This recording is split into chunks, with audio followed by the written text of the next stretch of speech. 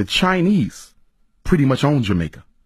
I mean, the Jamaican government is giving them concessions, land concessions. They're building hotels, beach resorts. They're building 2 schools for the Japanese, for the Jamaicans. And what the Jamaicans have to give them in turn is the right to certain lands, the right to certain waterways. And if it doesn't stop, Jamaica, ironically, the land of Marcus Garvey and Bob Marley, will be the first Chinese colony in the Caribbean. Wow. It's getting bad. And you know why it's happening? Because the black bourgeoisie leadership in both Africa and the Caribbean, they don't have to live with the consequences of the economic decisions they make. So if I'm the president of Jamaica, okay, and China says, listen, we're going to give you $1 million in retirement. We're going to build you a retirement home, but we want this, this, and this.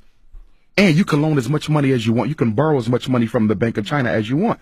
I'm going to be set by the time I leave office. But what about my nation? Jamaica will be struggling for the next 50 and 75 years because of bad economic decisions from selfish leaders today. And that's the problem in Africa, and it's the problem in the Caribbean. Well, you got to remember, China is overpopulated. So it's always looking for opportunities to dump some of its excess population. Right. And you know what's so sad?